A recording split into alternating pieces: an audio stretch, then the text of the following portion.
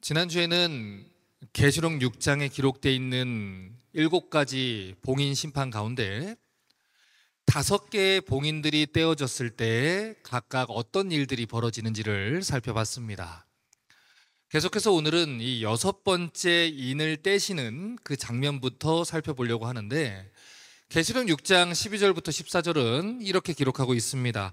내가 보니 6째 인을 떼실 때에 큰 지진이 나며 해가 검은 털로 짠 상복같이 검어지고 달은 온통 피같이 되며 하늘의 별들이 무화과 나무가 대풍에 흔들려 설익은 열매가 떨어지는 것 같이 땅에 떨어지며 하늘은 두루마리가 말리는 것 같이 떠나가고 각 산과 섬이 제자리에서 옮겨지매. 이 6번째 이인 심판은 최후의 심판, 이 마지막 날의 심판에 대한 묘사를 하고 있습니다. 특별히 그날 벌어질 이 천재지변에 대해서 얘기를 하고 있어요. 지금 여기 기록된 이 재앙들은 화면에 보시는 대로 6가지로 나누어서 생각할 수가 있는데, 큰 지진이 일어나고 해가 검어진다고 합니다.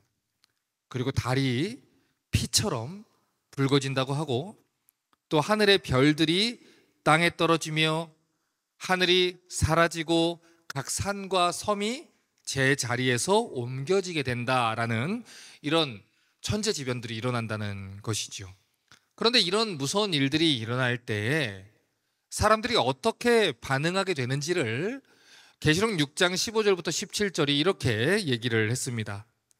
땅의 임금들과 왕족들과 장군들과 부자들과 강한 자들과 모든 종과 자유인이 굴과 산들의 바위 틈에 숨어 산들과 바위에게 말하되 우리 위에 떨어져 보좌에 앉으신 이의 얼굴에서 와 그 어린 양의 진노에서 우리를 가리라.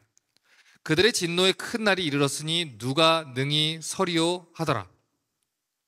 여기에 등장한 사람들은 7종류의 사람들로 분류되어 있어요. 첫 번째로 땅의 임금들이 등장을 하죠. 땅의 임금들이라고 하는 것은 그 당시 이 로마 황제를 섬겼던 그 각 나라의 봉신 왕들을 이야기하는 것입니다. 오늘날로 이야기를 하면 각 나라의 왕들, 대통령들을 이야기하는 것이죠. 두 번째로 이 왕족들이라는 것은 그 왕들을 도와 각 국가를 관리하던 각 국가의 총리들 또는 고위 공직자들을 얘기하는 것이고, 세 번째로 장군들은 그 당시 군대를 움직이는 세력들, 즉 장군들, 천부장들, 이런 사람들을 얘기하는 것이지요. 네 번째로 부자들은 로마 제국의 부유한 귀족들, 재벌들을 말하는 것이고, 다섯 번째로 강한 자들이라는 것은 정치, 경제, 군대, 재계 이런 것들을 대표하는 상류층들을 이야기하는 것입니다.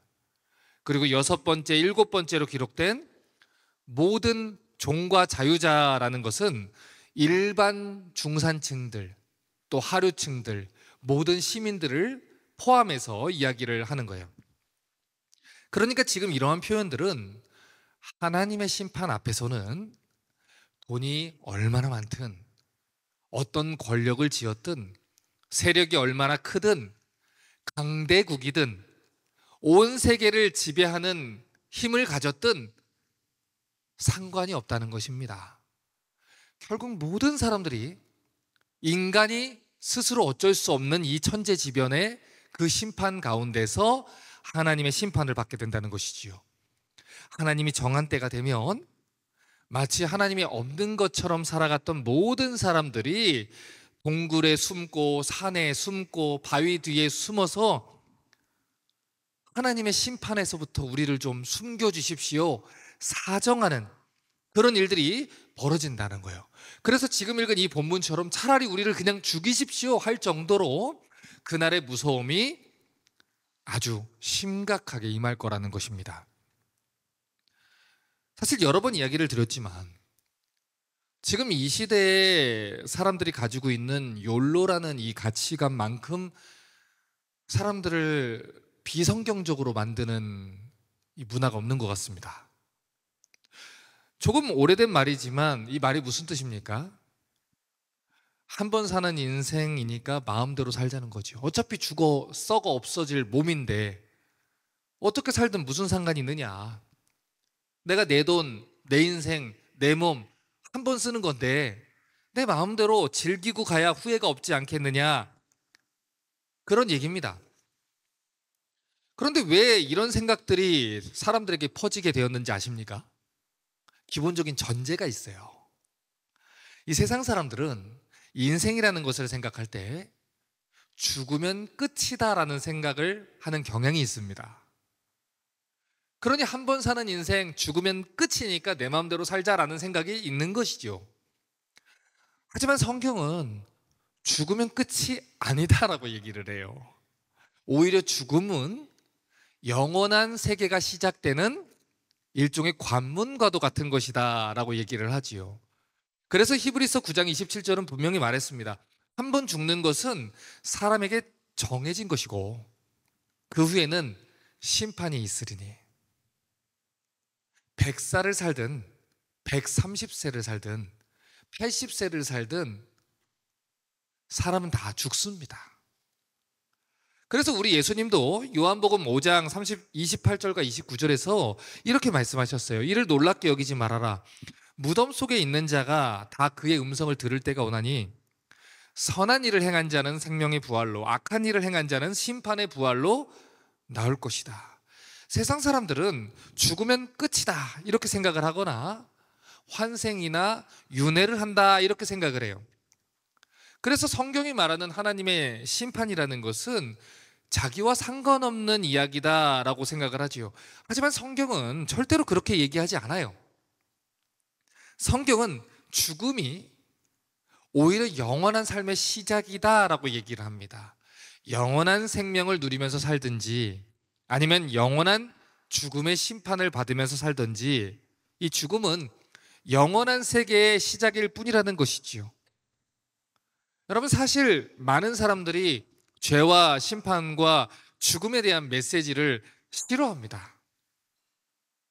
그래서 오늘날 이 수많은 타락한 교회들과 이 타락한 목회자들이 사람들의 인기를 얻기 위해서 이 사람들을 교회 조직 안으로 많이 데리고 오기 위해서 이 죄와 심판의 메시지를 강단에서 없애버린 것도 사실이지요. 하지만 우리의 죄된 본성이 아무리 심판에 대한 메시지를 듣기 싫어한다고 해도 성경은 분명히 심판이 있다라고 얘기를 합니다. 그러므로 이 시간 이렇게 한번 물어보려고 해요. 하나님은 사랑이셔서 결국 아무도 지옥에 보내지 않을 것이다. 이렇게 믿으시는 분들에게 한번 묻겠습니다. 그러면 하나님이 도대체 아무짝에도 쓸데없는 이 지옥을 왜 만드십니까? 마태복음 25장 41절은 분명히 말합니다. 또 왼편에 있는 자들에게 이르시되 저주를 받은 자들아 나를 떠나 마귀와 그 사자들을 위하여 예비된 영원한 불에 들어가라. 지금 이 말씀은 예수님이 사랑이 많으셔서 결국 모든 사람들을 천국에 보내실 것이다 라고 이야기하는 사람들에게 충격을 주는 말씀이지요. 하늘 보좌로부터 심판하실 예수님이 말씀하시기를 지옥을 예비하셨다는 거예요. 하나님이 심판주가 예수 그리스도께서 지옥을 준비하셨다는 것이지요. 무엇을 위해서요? 이 마지막 심판의 날에 양과 염소를 구분하듯이 구원받을 자들과 심판을 받을 자들을 각각 오른쪽과 왼쪽으로 구분을 하신다는 것이죠. 그리고 왼쪽에 있는 자들에게 말합니다. 마귀와 그 사자들을 위해서 준비된 영원한 지옥불에 들어가라. 이 말을 누가 했다고요? 예수님이 하셨다고요. 여러분 이게 중요한 거예요. 마태복음 25장 46절을 또 봅니다. 그들은 영벌에 의인들은 영생에 들어가리라. 분명히 예수님이 말씀하셨어요. 악인들을 위해서 예비된 영벌이 있다. 영원한 벌이 있다. 지옥과 심판이 있다. 그러므로 거짓말하시면 안 됩니다. 거짓말에 속으셔도 안 돼요. 심판은 분명히 있습니다. 지옥도 분명히 있습니다. 영원한 벌은 있습니다. 마지막 심판의 날에는 죽음조차 하나님의 심판으로부터 우리를 벗어나게 해주지 못한다는 거예요. 다시 말해 죽는 것이 끝이 아니라는 말이고, 죽는다고 해서 하나님의 진노를 피할 수 없다는 것입니다. 그래서 교회는 경각심을 가지고 회개의 복음을 외쳐야 되는 거예요. 그리고 모든 사람들은 하나님의 복음을 듣고 회개해야 한다는 것입니다. 계시록 6장 17절 다시 봅니다. 그들의 진노의 큰 날이 이르렀으니 누가 능히 서리요? 이 무서운 마지막 심판의 날에서 누가 벗어날 수 있겠습니까? 누가 이 심판에서 구원받을 수 있겠습니까? 이 질문에 대해서 답변을 주는 게 7장입니다. 이 질문에 대해서 답변을 주려고 6번째 인과 7번째 봉인 그 사이에다가 어떤 한 장면을 삽입을 해놓은 거예요. 그래서 누가 구원을 받을 수 있느냐, 어떻게 구원을 받을 수 있느냐, 그것을 우리에게 이야기를 해주려는 것이죠. 자, 그러면 계시록 7장은 어떤 내용을 담고 있을까요? 이 7장은 두 부분으로 나눌 수 있어요. 첫 번째 파트는 1절부터 8절까지입니다. 하나님의 인을 맞은 14만 4천 명이 등장했다는 것이죠. 두 번째 파트는 9절부터 17절까지인데 하늘 보좌 앞에서 하나님을 예배하는 큰 무리, 많은 무리의 사람들이 있었다라는 거예요.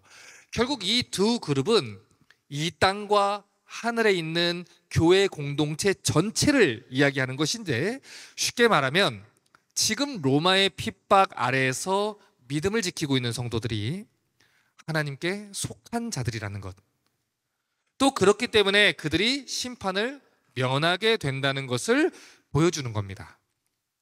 또한 믿음을 끝까지 지킨 사람들이 어떻게 심판에서 벗어나서 하나님을 예배하게 되는지를 우리에게 보여주는 것이죠.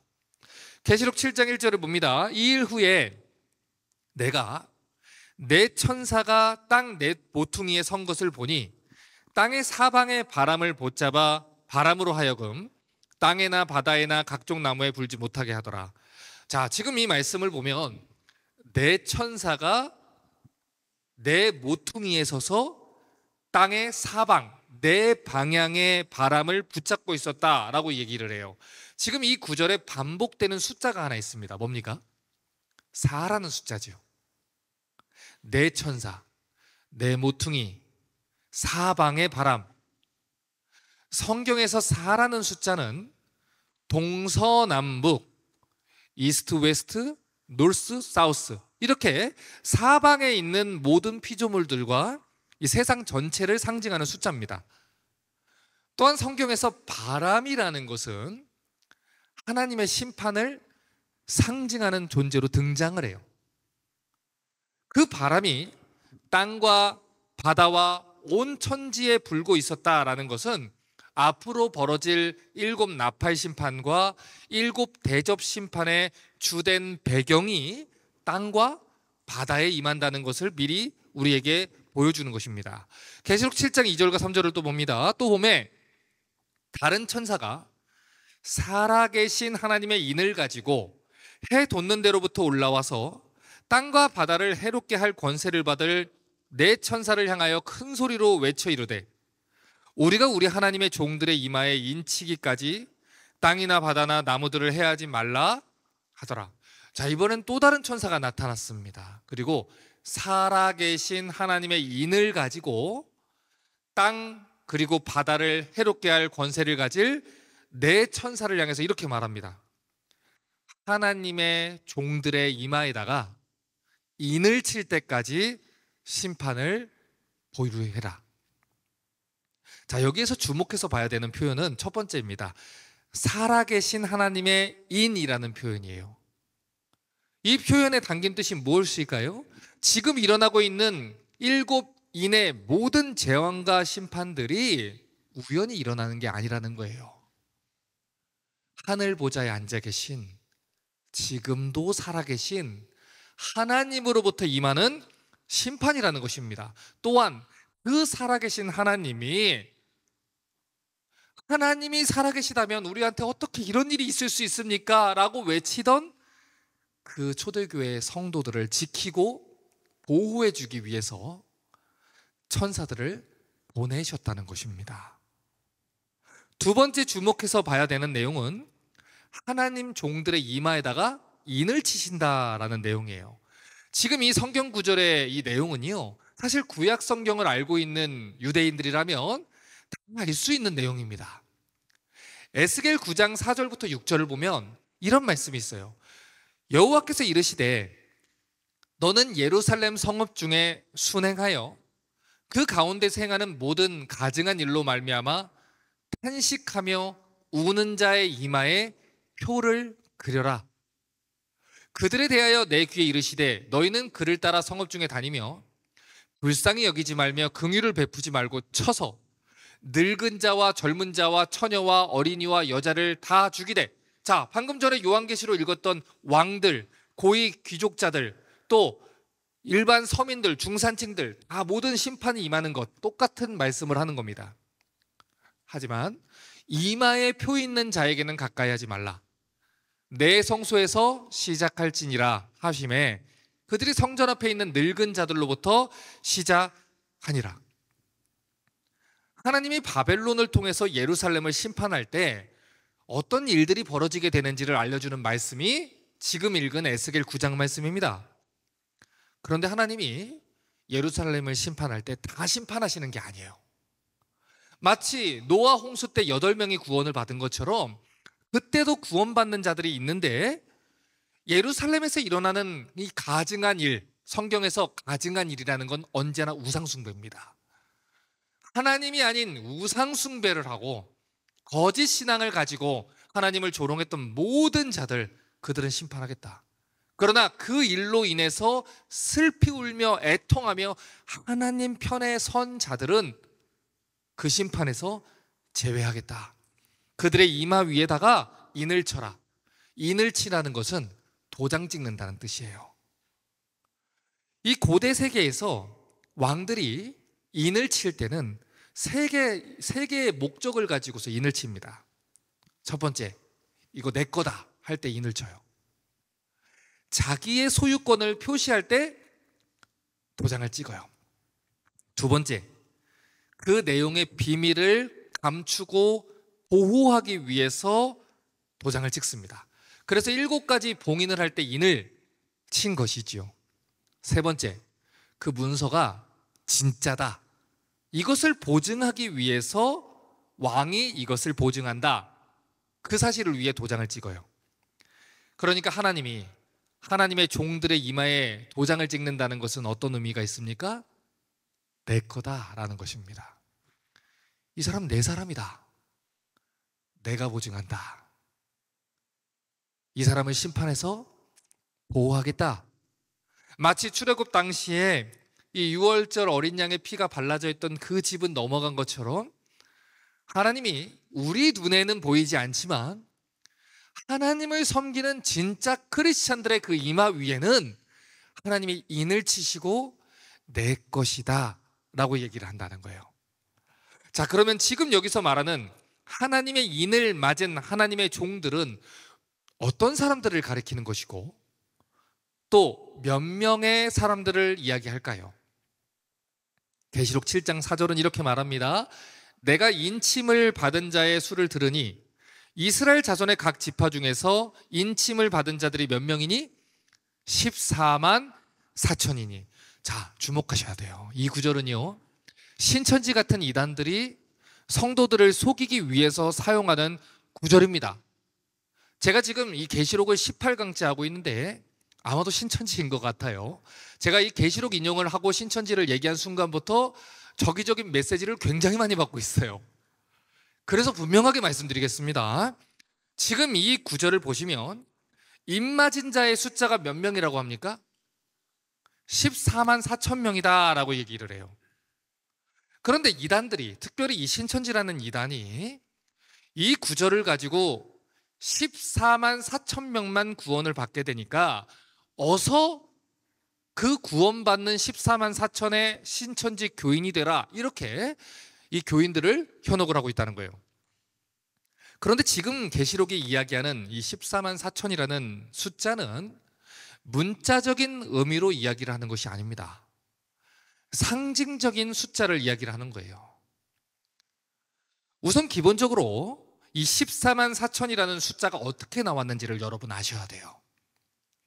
숫자 12에 12를 곱하고 거기에 1000을 곱해서 나온 숫자가 14만 4천입니다. 그런데 이런 숫자를 성경이 사용하는 이유는 이 고대 이스라엘 사람들이 사용했던 이 히브리어에는 숫자마다 상응하는 개념이라는 게 있어서 그래요. 예를 들어서 이 고대 히브리인들에게 숫자 1은 유일하신 하나님의 숫자입니다. 2는 증인의 숫자예요. 3은 성부, 성자, 성령 하나님이 계신다고 생각한 이 하늘의 수이고, 4는 동서남북을 가리키는 땅의 수입니다. 그래서 12라는 숫자는 하늘을 상징하는 숫자 3, 그리고 땅을 상징하는 숫자 4를 곱해서 나오는 숫자로서 이 히브리인들은 숫자 12라는 것을 완전한 숫자 또는 충만한 숫자로 이해를 했어요. 그래서 지난번에 계시록 4장을 제가 강론을 드릴 때도 24장로가 어떻게 나왔다는 숫자라고 얘기했습니까? 구약의 12지파, 그리고 신약의 12사도, 구약과 신약의 모든 성도들을 통칭하는 숫자가 24다라고 얘기를 하지 않았습니까? 그런 것처럼 이 구약교회를 상징하는 12지파의 12, 그리고 신약의 사도들을 상징하는 10이라는 숫자를 곱하면 144가 되는데, 거기에 1000이라는 숫자를 곱하면 14만 4천이라는 숫자가 나온다는 거예요. 그러면 이런 질문을 해야 돼요. 왜 1000을 곱하느냐? 이것 또한 우리의 생각으로 이해를 하면 안 돼요. 2000년 전 실제 유대인들이 사용했던 숫자 개념을 좀 이해를 해야 됩니다. 자, 예를 들어서 우리 미국에 살고 있으니까 돈이 많은 사람을 우리는 뭐라고 표현합니까? 밀리어네어 또는 요즘에는 빌리어네어, 이렇게 표현을 하지요. 옛날에 한국에서는 뭐라고 표현했지요? 돈 많은 사람, 억만장자. 기억나세요? 너무 오래되셔가지고 기억이 안 나. 조만장자는 잘 안 썼어요. 억만장자 이렇게 썼었죠. 그런 것처럼 우리는요, 많은 숫자다라고 얘기하면 억이라는 생각을 했단 말이에요.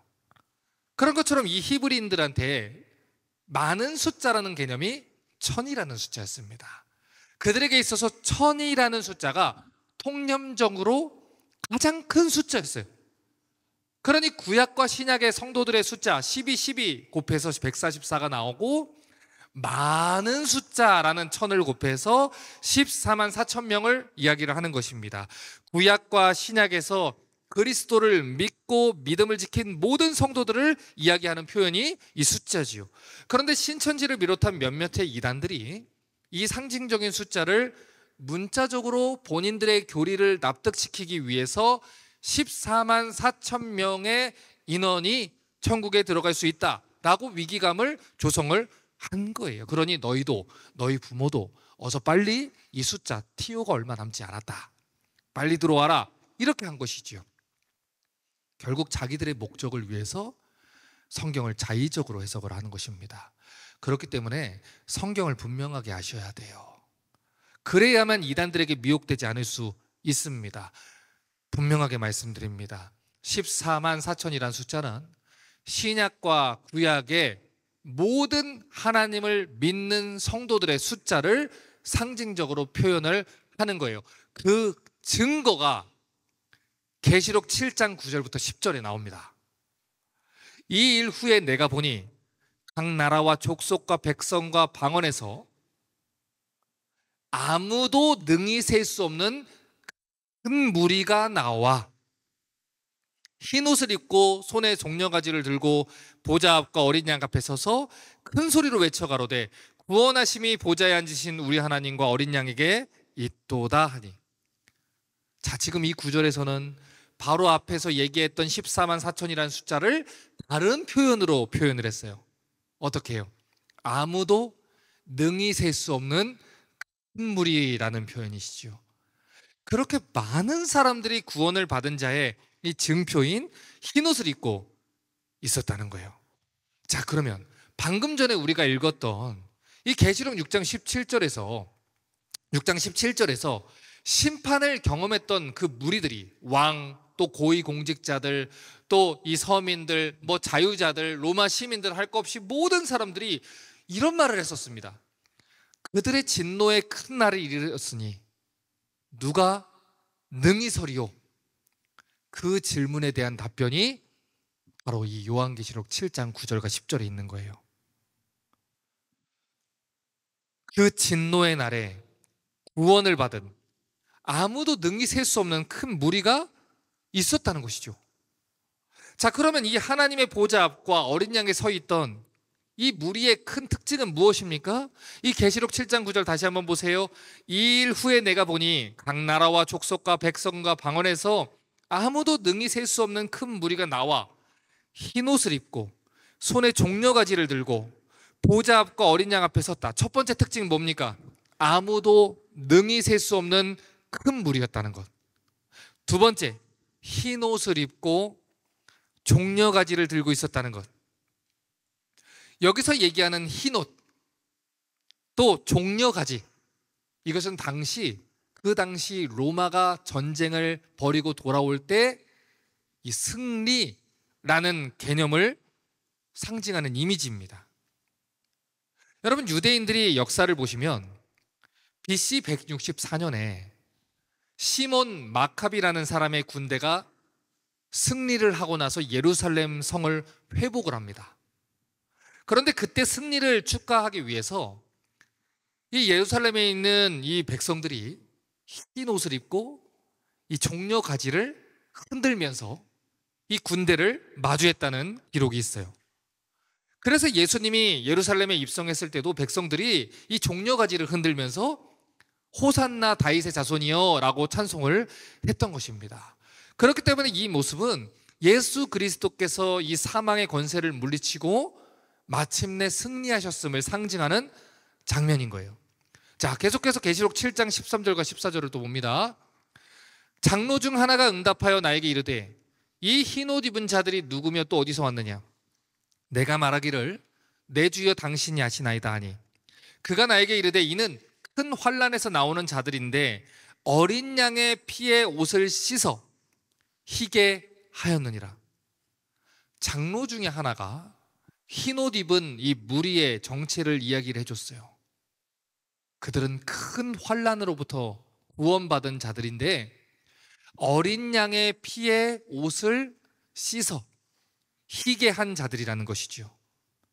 그러니까 그들이 입은 이 흰옷이라는 것은 색깔적으로 하얗다라는 개념을 넘어서는 개념을 얘기하는 것입니다. 정결하다는 것이죠. 깨끗하다는 것이죠. 거룩하다는 것이죠. 예수님의 보혈로 죄사함을 받은 자들이라는 것이죠. 그런데 지금 읽은 이 구절에 그 장로가 한 가지 설명을 덧붙였어요. 큰 환난으로부터 나온 자들이라는 것이죠. 여기서 말하는 큰 환난은 우리가 살펴봤던 다니엘 12장 1절을 배경으로 하는 말씀입니다. 그때 내 민족을 호위하는 큰 군주 미가엘이 일어날 것이요 또 환난이 있으리니 이는 개국 이래로 그때까지 없던 환난일 것이며 그때 내 백성 중 책에 기록된 모든 자가 구원을 받을 것이라. 여기서 말하는 그때라는 것이 종말의 때를 말하는 거예요. 그 종말의 때가 되면 큰 환난이 벌어진다는 것이죠. 자, 그러면 성경적으로 종말의 때는 언제를 말하는 걸까요? 이 성경적인 종말의 때는 예수님이 이 땅에 오셔서 십자가에 죽으시고 부활하신 그때부터 다시 오시는 그때까지를 얘기합니다. 다시 말해 여러분이 살고 있는 지금 이 시대가 종말의 때라는 거예요. 그런데 이 종말의 때에 어떤 일이 일어난다고요? 큰 환난이 일어난다는 거예요. 지금 이 시대가 큰 환난의 시대라는 거예요. 이 시대의 교회들이 큰 환란을 마주하게 된다는 말이라는 것이지요. 그러니 이 말이 어떤 뜻입니까? 이 시대의 교회는 아직 이 세상에서 영적인 전투 중에 있다는 것입니다. 물론 예수님이 사탄의 권세를 십자가 위에서 완전히 꺾으셨습니다. 그러나 마지막 날에 예수님이 완전한 심판을 하실 때까지는 사탄은 불못으로 들어가는 멸망을 그때까지는 당하지를 않아요. 그래서 마귀는 이 종말의 때에 자기의 마지막 때가 얼마 남지 않은 것을 알기 때문에 훨씬 더 적극적으로 세상과 또 자기의 종들을 이용해서 교회를 핍박하고 믿는 자들을 미혹하며 그들의 가치관을 흔들고 그들이 하나님의 소원 안에서 벗어날 수 있도록 계속해서 유혹하고 핍박을 한다는 것입니다. 그래서 교회는 이 지상에 있는 동안 계속해서 큰 환난 가운데 있을 수밖에 없다는 거예요. 그럼에도 불구하고 성경이 뭐라고 얘기합니까? 교회는 결국 승리하게 될 거라는 거예요. 그러니 비록 지금은 상황이 힘들고 지금은 비록 견디기가 힘들어도 하늘에 있는 성도들의 모습을 보고 그들에게 주신 약속들을 보면서 견뎌내라는 것입니다. 그 일을 위해 우리를 격려하기 위해 계시록 7장 11절과 12절에 하늘에 있는 천사들이 하나님을 예배하고 있는 장면을 우리에게 보여주는 거예요. 모든 천사가 보좌와 장로들과 내 생물의 주위에 서 있다가 보좌 앞에 엎드려 얼굴을 대고 하나님께 경배하여 이르되 아멘. 찬송과 영광과 지혜와 감사와 존귀와 권능과 힘이 우리 하나님께 세세토록 있을지어다 아멘 하더라. 이제 설교를 정리합니다. 하나님께서 믿음을 지킨 우리 성도들에게 어떤 약속을 주십니까? 계시록 7장 15절부터 17절은 이렇게 얘기를 했습니다. 그러므로 그들이 하나님의 보좌 앞에 있고 또 그의 성전에서 밤낮 하나님을 섬기매 보좌에 앉으신 이가 그들에게 장막을 치시리니 그들이 다시는 줄이지도 아니하며 목마르지도 아니하고 해나 아무 뜨거운 기운에 상하지도 아니하리니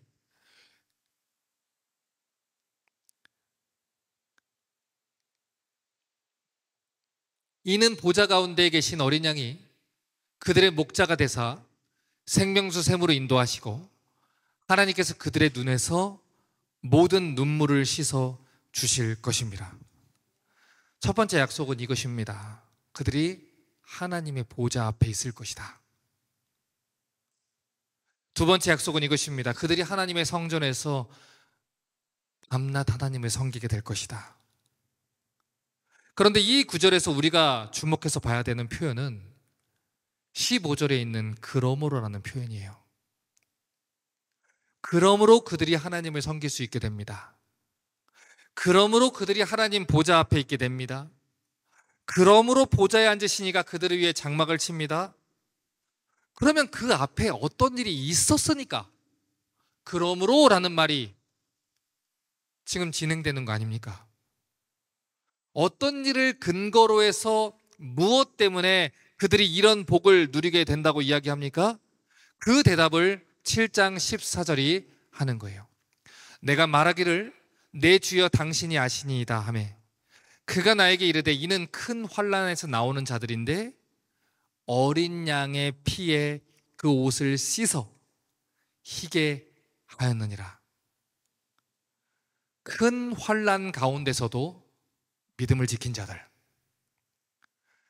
예루살렘의 가증한 것들을 보며 슬퍼하는 자들,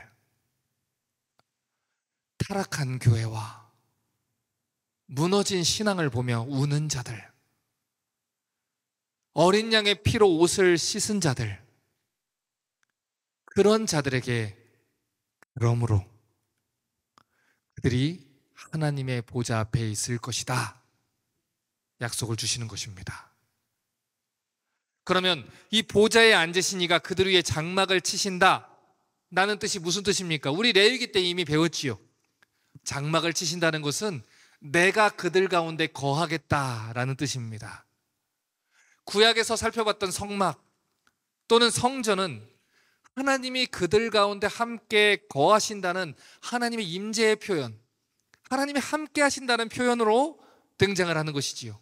그런데 지금 하나님이 그들 위에 장막을 치시겠다는 것은 무슨 약속을 주는 것입니다? 내가 너희를 버리지 않을 것이다. 내가 너희를 떠나지 않을 것이다. 그러므로 16절과 17절에 약속을 주는 것입니다. 내가 너희를 버리지 않을 것이기 때문에 다시는 줄이지도 않을 것이고 다시는 목마르지도 않을 것이고 아무 해나 또 뜨거운 기운에 상하지도 않을 것이고 그 이유는 보좌 가운데 계신 어린 양이 그들의 목자가 되사 생명수샘으로 인도하시고 하나님께서 그들의 눈에서 모든 눈물을 씻어주실 것이기 때문이라는 거예요. 여러분, 이 말씀은 구약을 알고 있는 사람이라면 이미 하나님이 주신 약속이 다시 재탕되는 것이라는 걸 알게 됩니다. 에스겔 34장 23절과 24절에 이미 약속하셨어요. 내가 한 목자를 그들 위에 세워 먹이게 하리니 그는 내 종 다윗이라. 그가 그들을 먹이고 그들의 목자가 될지라. 나 여호와는 그들의 하나님이 되고 내 종 다윗은 그들 중에 왕이 되리라. 나 여호와의 말이니라. 하나님이 목자가 되실 것이다. 하나님이 지킬 것이다. 하나님이 돌볼 것이다. 그러므로 비록 지금은 큰 환난 중에 있을지라도 신앙을 지키다가 굶어 죽기도 하고 매를 맞기도 하고 사나운 맹수 같은 자들에 의해서 찢기기도 하고 할 수 있겠지만 예루살렘에 가증한 것들을 위해 울라는 것입니다. 그것들을 슬퍼하는 자들을 위해 울라는 것입니다. 이 삶이 끝이 아니니까, 죽음이 끝이 아니니까, 하나님이 경외하는 사람들의 눈에서 눈물을 닦아주실 것이니까 견디라는 것입니다. 이사야 25장 8절과 9절입니다. 사망을 영원히 멸하실 것이라. 주 여호와께서 모든 얼굴에서 눈물을 씻기시며 자기 백성의 수치를 온 천하에서 제하시리라. 여호와께서 이같이 말씀하셨느니라. 그날에 말하기를 이는 우리의 하나님이시라. 우리가 그를 기다렸으나 그가 우리를 구원하시리로다. 이는 여호와시라. 우리가 그들을 기다렸으니 우리는 그의 구원을 기뻐하며 즐거워하리라. 그날이 오면 하나님이 우리 눈물에서 눈물을 씻겨주실 것입니다. 그날이 오면 큰 환난 중에 있었던 자들을 다 갚아주신다고 합니다. 견디라는 겁니다. 환난 중에 있었던 초대교회 성도들에게 이 말씀만큼 위로가 되는 말씀이 있었겠습니까? 또 이 말씀만큼 막연한 것들이 있었겠습니까? 기다리라 하셔서 기다렸습니다. 1년입니다. 2년입니다. 3년입니다. 4년입니다. 로마와 황제가 10번이 바뀌는 동안 박해는 멈추지 않습니다. 왕이 바뀌었으니 상황은 나아질 만도 한데 바뀌지 않습니다. 또 왕이 바뀌었으니 이제는 나아질 만한데 바뀌지 않습니다. 순교자의 피가 뿌려지면 열매를 맺는다고 하셨는데 12사도들이 다 죽었는데도 상황은 달라지지 않습니다. 오히려 더욱 심해지는 것 같습니다. 발 디딜 곳도 없습니다. 예배할 교회도 없습니다. 저희는 교회라도 있었지요. 안디옥 교회, 고린도 교회, 갈라디아 교회, 예루살렘 교회. 전에는 지상에서 모여서 예배라도 드렸지요. 하나님 인내하라길래 인내했지요. 그러나 시간이 지나면 지나갈수록 황제가 바뀌고 또 바뀌어도 아무것도 달라지지 않는 겁니다. 오히려 로마의 카타콤으로 들어가, 지하 동굴로 들어가 그곳에서 자식이 폐해 문제가 생겨 죽음을 당하는 것을 지켜보면서도 이 말씀을 붙들어야 했습니다. 언제까지입니까? 기다려라. 언제까지입니까? 기다려라. 도대체 언제까지입니까? 기다려라. 하나님, 사도들이 죽었는데요. 기다리다 죽었는데요. 기다려라. 우리 아버지가 죽었는데요. 기다려라. 지금도 여전히 기다리라 하십니다.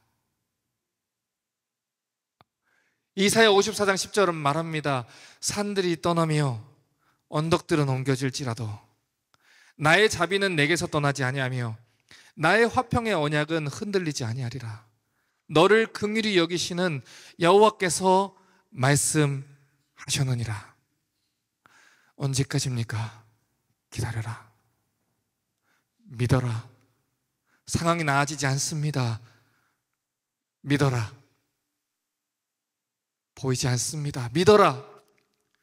믿음은 보이지 않는 것들의 증거다. 선진들이 이로써 증거했다. 믿어라.